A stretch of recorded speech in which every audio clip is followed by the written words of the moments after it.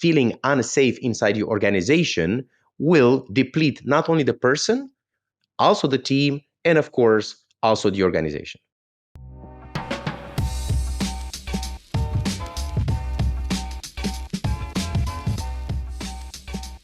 My name is Katarina, and I'm the Community and Event Manager at k.koidl, a company that is on a mission to shape the world of unbiased hiring.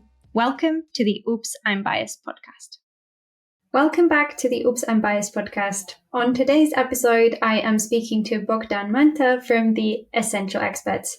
He is an expert in neuroscience for business, but I am going to let him introduce himself in a few short moments. Today, we will be talking about psychological safety and the role it plays for inclusion and creating inclusive environments. First, we will be talking about a general introduction to psychological safety. What is it and what role does psychological safety play for performance, participation, and what other levels of psychological safety are there for organizations? Then we're going to cover lack of psychological safety, what happens in our brain when we don't feel safe, how does it affect our behavior? Without further ado, I really hope you enjoy this episode. All right. Welcome very much to the podcast, Bogdan. I'm very happy to have you today. Thank you so much for having me.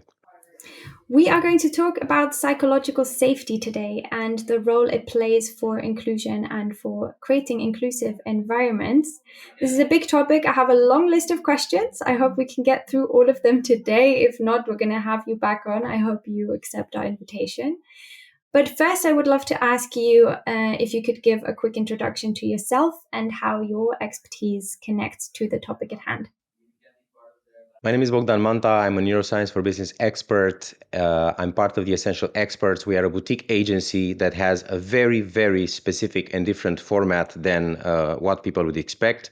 By that, we do not disclose who our clients or customers are. You're not going to see them on our website. There's no logo anywhere. That's the first thing. The second thing is that we work only with organizations that respect our values and are aligned with them. Kindness, paying it forward, having fun, and always being proactive and transparent. And then the third thing, something that is usually very surprising to people, it is not our clients who choose to work with us. It is us choosing to work with them. So we're very specific when it comes to this, simply because we just want to work with organizations and companies that match our values, and we always want to have fun. Why this topic? My background is in behavioral psychology, behavioral economics, and cognitive neuroscience. And I've been part of the corporate world for 20, 25 years. But of course, I'm also involved in research with labs and involved in a lot of different projects when it comes to neuroscience and cognitive neuroscience. Great. Thank you so much for that introduction. This topic actually came to me through my dear colleague, Leonie Grandpierre, our head of science here at k.koidl. She didn't really connect us because we'd already been connected, Bogdan and I. Very happy to collaborate with you on lots of different things and very happy to have you on the podcast today.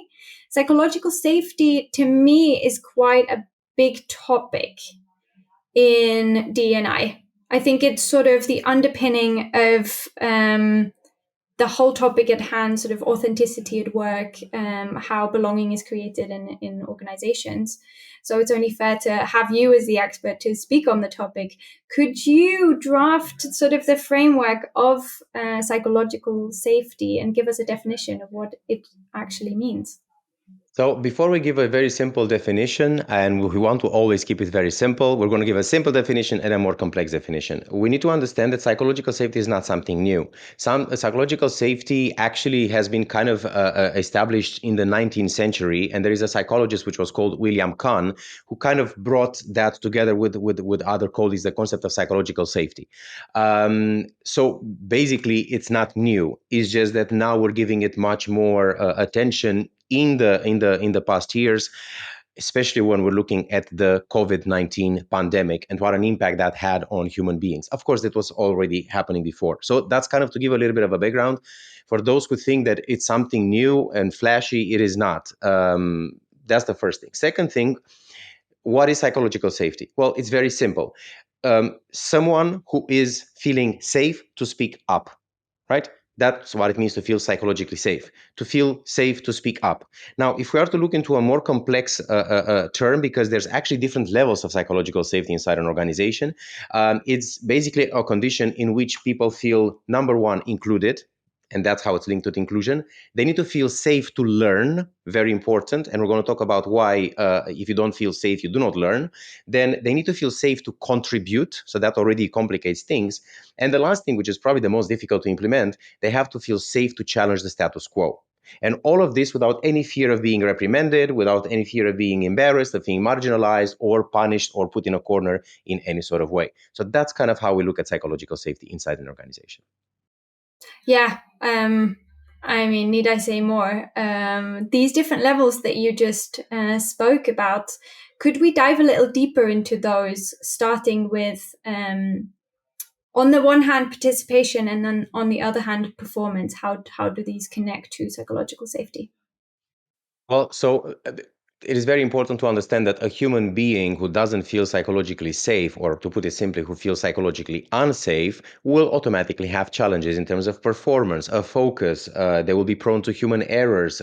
Creativity is being reduced. So we're looking now at an individual. Now, put a group of individuals together and then imagine what impact that would have on the team. Then let's expand it to an organization, and then we can understand the impact that it has on the bottom line, because we need to speak the language of that. If it's an organization, then people will care about the profit very much as well. So it fundamentally impacts negatively the bottom line as a result.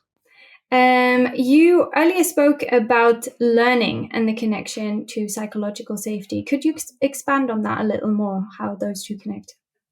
Absolutely. And we're going to go a little bit into cognitive neuroscience, where we focus on attention, memory, learning, and so on. And very important for everyone who listens or who watches this, I'm going to simplify a lot of very specific cognitive processes, pathways, and so on. And the reason I'm trying to simplify it is because it is a very complex topic. And what I'm always saying, as someone who succeeds to take a very complex topic and to bring it into bite-sized chunks that everyone can understand, comprehend, and actually do something with it, that's kind of what we want to achieve. So those who are saying, oh, you skip this step, or you skip a specific pathway, or a specific neurotransmitter, this is done on purpose, because we are not here to showcase, I'm not here to showcase my knowledge. I'm here to try to convey messages that everyone can actually comprehend and do something with it. So just to clarify. Now, learning is a very interesting thing. Everyone talks about learning, but the fact that you learn doesn't mean that you can actually do something with it. So we need to look at learning. The fact that someone is learning something doesn't mean that they will retain the information. The fact that someone retains the information, which is, by the way, a very small percentage of the actual process of learning, the fact that someone retains information doesn't mean that they know how to do something with it. And the fact that someone knows how to do something with a new concept, or with something they just retained, doesn't mean that they can do that in a way which is effective, productive, creative, and so on and so forth. That it's actually beneficial, right? So when we're looking at the process of learning, then there's quite a process there. And the most important thing is that for someone to be in a state of learning, there are some fundamental contexts that need to be met for someone to actually be able to pay attention, right? And paying attention is exactly that. You need to pay attention. It is a cognitive effort. It takes energy. So for someone to have the focus to actually even want to pay attention, that person needs to be in a specific state for them to learn. So that's where we go into feeling psychologically unsafe will already limit your capacity, your willingness to pay attention. If there's no attention, you can forget about everything else, because the process of learning starts with paying attention and then keeping that attention sustained. And we're going into specific different topics. So that's the first thing. The second thing is that someone who is feeling psychologically unsafe, and we're going to talk about what we call the sympathetic nervous system, or the fight or flight response. If someone is constantly under levels of stress and feels unsafe, then it is very difficult for them to learn, because that continuous state of fight or flight will actually have a negative impact on people's capacity to learn, because there is a specific hormone, and we're going to talk about it, which as a side effect will impact negatively learning, performance, memorization, and so on and so forth. It's a long answer, but there's no other way how to explain it. I mean, if I put myself in that position, if I've ever tried to study for anything, learn something, remember a way to anywhere, and I feel stressed, there's no way that I'm gonna remember it 2 minutes down the line. But Yes. let's Yes. stick with that topic of what happens in the brain. Can you explain a little more of these terms that you just mentioned? The way that the nervous system responds to stress. What happens in our brain when we don't feel safe? So, what I always say is seeing is believing and feeling is experiencing. It's very difficult to talk about the brain when we don't really know how to talk about the brain. So, let's just do this. So, here is our lovely brain. So for this part, I'm going to focus only on a specific part of the nervous system, and that is the brain, right? So if we're looking at the brain, how cute is this? I absolutely love to do this. By the way, what you see is the eyes. Most people do not know that the eyes are actually part of the brain. They are the only part of the brain which are outside of our cranial vault. But the eyes are part of the brain. And more than seeing, they have a very specific role when it comes to circadian rhythms, right? And interacting with light. And then in line with that, releasing hormones in a specific time of day. So, but again, we're not going to go that. But if we are to look into the brain, what you see here is what we call the cerebrum, right? And this is where everyone knows the prefrontal cortex, and that's where basically cognition, right, the rational thinking and all that happens. But when it comes to what we call the fight or flight response, it has nothing to do with that. Again, I'm going to simplify things for the sake of it. So, well, where does it happen if it doesn't happen here? Well, for that, we're going to have to take this away. We're going to take a little bit of the brain out, right? Just for everyone to know what I'm doing. And then we're going to look at what is left. Well, I'm going to look at this structure, and I'm going to take the cerebellum out as well, just for the sake of it, because at this point we're not really focusing on the cerebellum. I'm going to hide this, and now we are left with specific parts. Some of it you might heard is what we call the limbic system. You also have the pons here. So now let's dive into what happens here, and I'm going to zoom in. And what you're going to find here are some specific structures, one of them being called this, the pituitary gland. And underneath, just right next to it, it's very difficult to isolate. We would be looking also at another important part in what happens with the fight or flight response. So basically, to put it very simply, this is kind of where it all starts to be triggered. And the pituitary gland is what we call the HPA axis. The P is the pituitary. That's where all this fight or flight response happens. So you see, it's very deep inside. Now, I'm not going to say that it's limited to that because there's an explosion of things, but I just want for everyone to understand why this process, the fight or flight response, is fully subconscious. And it should be, because if a lion comes towards you, you do not have time to think about the lion and say, oh, there's a lion coming in front of me. I'm going to decide to fight the lion. No, no, no. What happens is that automated systems will make you run away from danger. And that's what the brain will do to successfully keep you alive. Now, so I just wanted to showcase this. There's plenty of brains here, by the way. I'm not very happy with this one. This is a bit incomplete, but again, we're focusing on this area. Let's put it like this. So what happens in practice? So let's take it like when someone experiences a very stressful event, the amygdala is just the amygdala, by the way, for those who do not know, there's two parts. We call it amygdala, but there's actually two, right and left. So the amygdala, which is very much involved in emotional processing, it is an area of the brain which very, very much contributes to this emotional processing, sends a distress signal, and it will send a distress signal to the hypothalamus. The hypothalamus is very close to where we showcased it. Now, at that point, something very interesting happens because the hypothalamus is a little bit like a relay center, like a command center for the brain, and it communicates very much with the rest of the body through what we call the autonomic nervous system. Autonomic nervous system is what we call fight or flight or rest and digest. Sympathetic nervous system, parasympathetic nervous system. So the moment it starts to communicate with the autonomic nervous system, basically the autonomic nervous system is controlling the involuntary body functions, a breathing, heartbeat, blood pressure, anything like that. So that's what happens. Now, when the distress signal is being sent by the amygdala to the hypothalamus, then automatically the adrenal glands are involved. The adrenal glands are two little tiny glands which are on top of our kidneys. So this all goes through the nervous system at an insanely fast speed. So that's why, and it's all subconscious, by the way. What happens is that the adrenal glands start to produce and to pump a very important hormone slash neurotransmitter, which you heard as epinephrine or adrenaline. Adrenaline goes into the bloodstream. Bam! At this point, something happens with our body. What does it happen? A lot of physiological changes. Heartbeat will increase faster than normal. Pulse rate and blood pressure are going up. The person undergoes specific changes, like breathing is more rapidly. There's changes in the digestive system. More oxygen is sent to the brain. Alertness is happening, right? Sight hearing becomes sharper, right? Closing a visual aperture, focus. Why? Because you need to run away or to fight. Either way. Now, all these insane changes are happening at such an incredible pace and speed. We're not even aware of it. Actually, it's so fast processing that even specific centers in the brain are not capable of coping with what is happening, right? And by the way, I'm looking at you right now because I want to see if you're still nodding, if it makes sense or not. Now, what is very interesting now is that this initial surge of adrenaline will start to lower down. And as this initial surge of adrenaline or epinephrine lowers down, then the hypothalamus activates the second component of the stress response, as we call it. And that is the HPA axis that I was mentioning earlier.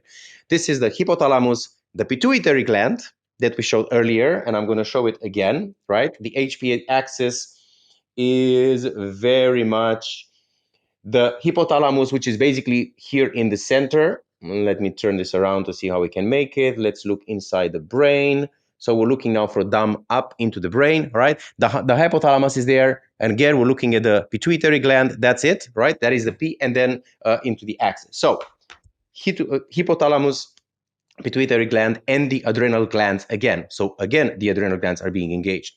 At that point, a series of hormones start to be engaged. We're not going to go too much in that, but it's like the gas pedal starts to be pressed down, right? And if the brain continues to receive something just dangerous, the hypothalamus starts to release a specific CRH hormone, and then that goes to the pituitary gland, and then we have the ACTH hormone. Again, it's very complex, but as a result, the stress response is somehow being lowered. Now, at that point, very interesting, the adrenal glands are also releasing a specific hormone, and that hormone is called cortisol. And we all heard about cortisol, and we call it the stress hormone, and many people see cortisol as a negative hormone. But the reality is that we should stop feeling so upset with cortisol. Cortisol is there to help us wake up in the morning. If you don't have cortisol, you wouldn't be able to wake up in the morning. Cortisol is also helping you with all the situation as it slows down. Let's put it like this. Why? I'll give you an example. You are in a fight with a lion or with a bear. I always love to use animals because that's how this stress response has been developed in response to animals, right? If you have been fighting with the lion crashed you 3 times, and then you succeeded to escape. You escaped, you find a safe place. The moment you found a safe place, you just realize that you're full of blood. If that cortisol wouldn't function together with the adrenaline to keep you, so you protect yourself and cover yourself, and cortisol to actually continue to keep you into that, then what would happen would be that you would collapse and you would die bleeding out of your injuries. So you see, everything that is done is so perfect. Our body developed this sympathetic nervous system so perfectly well over time, but the fight or flight response is very quick, and then it's supposed to go down into the parasympathetic nervous system, which is what we call the rest and digest.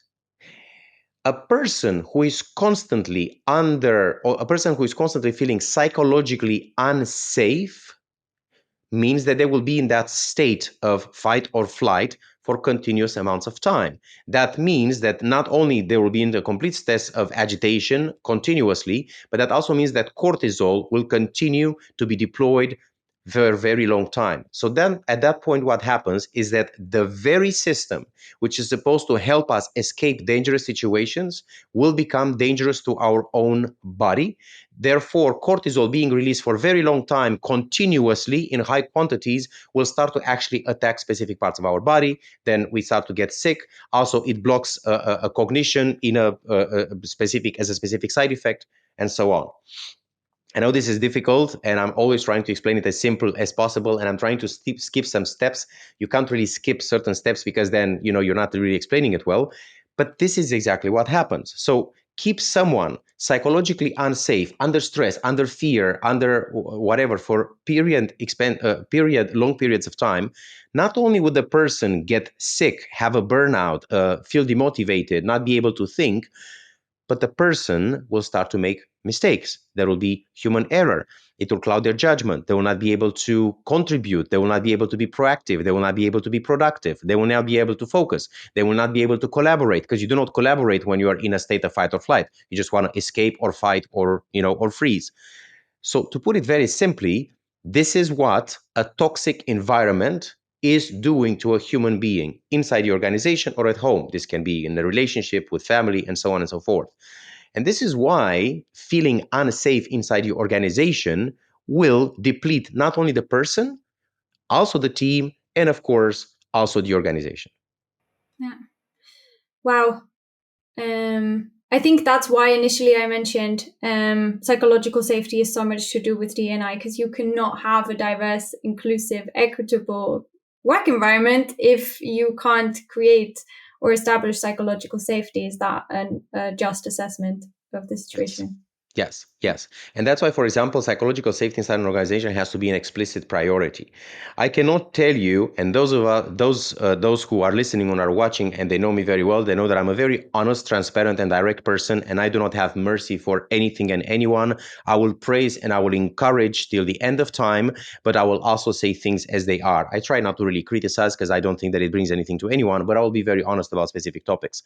And very often what we see is that a lot of DEI professionals are actually creating a psychologically unsafe environment through their passion, and also because they only focus very often only on a specific part of DEI. They ignore the rest of the people inside the organization, who end up feeling psychologically unsafe as a result, or there is so much pressure on DEI that actually creates a psychologically unsafe environment for people who no longer feel free to make mistakes or to speak up, because what if I make a mistake and this person is offended, or that is not. So you see, it's a very interesting thing. We need to first and foremost make psychological safety inside the organization an explicit priority, and that goes across all levels and all functions. Yeah. You mentioned that example of the lion and what have you, be a wild animal approaching you and that triggering that response. Can you give a few other examples of instances or situations that can trigger a breakdown of psychological safety in work environments? Um, there can be a million reasons. You are being gaslit. You are being ignored all the time, to the point where your manager or your colleagues will make you lose trust in yourself. If you're constantly being told that this is not good, this is not good, this is bad, this is bad, this is bad, at one point you will end up believing it. And that's an awful thing to do to a human being. Someone who is not in any way appreciated, but constantly constrained or constantly being pushed to do things at a very high pace. A very fast working environment can be fun, but if there's a lot of pressure on it, then that's a problem. The pressure of always performing can also have a negative impact when it comes to feeling psychologically unsafe. Very important, not being allowed to fail. I think this is one of the biggest problems that we see nowadays, not being allowed to fail inside an organization. Well, everyone who is listening to this, if you do not allow and encourage your employees, your colleagues to fail, how do you want them to grow and develop? The human brain will only develop, well, one of the primary functions of the brain is to address errors overnight, to change that, address that, and then to for the person to develop, let's put it like this, right? What we call plasticity, or the response of the brain in rapport with experience. But if you do not make mistakes and you do not fail, how am I going to address that? How am I going to learn from it? How am I going to change it? How am I going to become a better professional? So it's unbelievable. More and more, I hear organizations that do not allow their employees to fail. We need for that to happen. We need to encourage failure as part of creating a psychologically safe environment. So this is just a few examples. There's the pressure to perform. There's the pressure to please people. there's so many things that we can add on top. There can be toxicity in the teams. There can be bad management. I mean, how much time do we have to talk about bad management, bad leadership, and all of that? There can even be the fear of commuting, right? Even that can feel psychologically unsafe if someone, and that happened to a lot of people after the pandemic, that it took a lot of time for them to readjust to the reality by commuting again. Now, Kat, I'm going to give you another thing, and you're going to absolutely love this. There was a very interesting research experiment that we conducted right after the pandemic when professionals were returning to the office. And we noticed that they were a lot more anxious than normally. And leaving aside the fact that there was dealing with social distancing and all that, what we realized and what was very interesting, because like I said, we're looking into everything, was the fact. Are you ready for this? Are you curious? Okay. So during the pandemic, people no longer wore shoes or business shoes. So as a result, their feet flattened out a little bit. They expanded a little bit. And then they had to go back to the office. They took the shoes that they were wearing in 2019. They stuck their enlarged feet. Sounds weird, but they stuck their enlarged feet in those shoes, and then they went to work to wear those shoes for like 8 to 10 hours, including commuting. Now, I'm asking everyone to think how they feel when they have too tight shoes, the pain and the anxiety that comes out of that. Imagine you do that for 10 hours and you're not even aware. Of course, everyone is anxious. So when we're looking at someone, being too much aroused or alert or anxious and so on, even their shoes for a longer period of time can have an impact on how they perform at work. How crazy is that? Very, very interesting to make that connection. Then it's I imagine an aha moment for people to realize that their shoes cause them to be anxious. Your examples that you were giving were really enlightening. I think it's really nice to see sort of the long-term effect that little actions repeatedly can have. Can there be also situations or instances where it's just one incident that triggers a breakdown of psychological safety, or is psychological safety more so established and looked at in a long term way? So the answer is it depends. First of all, it is very personal to each individual, and then it can affect a group, then it can affect a team, and so on. I mean, you can feel psychologically unsafe for a period of time. Let's say that you have a project and the deliverables are crazy. That's fine. For a while, you can deal with that. It's actually even interesting, right? It's even recommended. Sometimes people will put themselves through a high risk, high pressure, because that impact will also take them to the next level. By the way, for the process of learning to happen, another thing that a lot of people do not know, learning has to be unshackling, shaking. It needs to wake you up. Learning, which is just like, I'm learning right now, there's no retention because you need a couple of neurotransmitters there in the process of learning, one being norepinephrine. Norepinephrine makes you anxious, right? Epinephrine or adrenaline that we spoke about, it needs to be unshackling. There's acetylcholine, which helps you focus. Of course, there's all the dopamine that is needed. So there's so many different neuromodulators that are involved in this process that sometimes we do need a little bit of waking people up and so on. But what we're referring to is prolonged periods of times, right? If someone feels a little bit anxious one day and has some emotions around that, it's okay because those emotions are short-lived. But if that becomes affect, so if actually in learn with the context in the organization, that becomes more of a mood of fear, of anxiety, of feeling unsafe, and then it becomes a feeling of I hate to go to work, I am terrified to go to work, and that becomes a feeling, right? Because we have emotions, affect, or mood, and then feelings, the way they develop from subconscious to very conscious and short term to very long lasting, then indeed that can have absolutely an impact. And like I said, I'm not saying that people should always be happy at work. By the way, there is research where if people are always happy at work, then they no longer perform because people being for long periods of time happy, at one point intrinsic motivation and extrinsic motivation are no longer there, right? I'm not saying stress people out. What I'm saying is that there is a symphony of moods and situation. But again, two prolonged periods of someone feeling psychologically unsafe will have the results that we were talking about. Yeah, those ebbs and flows. It's sort of a two sides of the same coin of the stress, and the sort of being stimulated in that way can lead to high performance, but it can also lead to a breakdown thereof. Correct, because I mean, someone can be anxious, uh, but anxiety comes and goes, right? Anxiety is very short-lived. When someone is stressed, that's another thing, by the way. Most of us do not understand the difference between anxiety and stress. We can have anxiety without stress, but we cannot have stress without anxiety. So first is the anxiety, and then if it's for a long time and prolonged, then stress starts to happen as a result. And everyone keeps on saying, I'm stressed, I'm stressed, I'm stressed all the time. You're not stressed, you're anxious, right? And then anxiety can be about something that is about to happen, or the adversity, woulda, coulda, shoulda, or the event which is already happening. And then the way we respond to anxiety is different.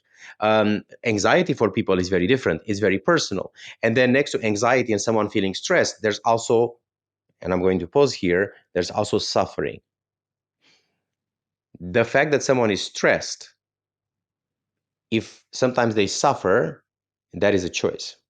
So it's the same thing as pain and suffering. You know, you can have pain and you cannot do anything about it. But if you decide to suffer as a result from it, that is much more of your own predicament, and it's much more your own decision and conclusion out of it. And again, I'm not keeping it very, it's not 0-100, but there's a lot of context there.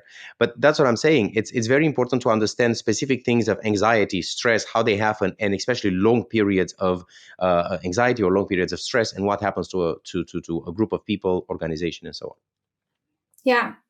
Thank you so much for also making that connection between stress, anxiety, and psychological safety, because I think to have a conversation of psychological safety, you need to include those topics as well. And I think, at least the way I've perceived the conversation about it, as someone who really doesn't have any background in it, is very much separate. Psychological safety as this lofty term that no one can really put their finger on, and then stress and anxiety being an issue of, well, you can't deal with the workload, so here you are, or you're sort of in a toxic environment, and what can you do other than leave?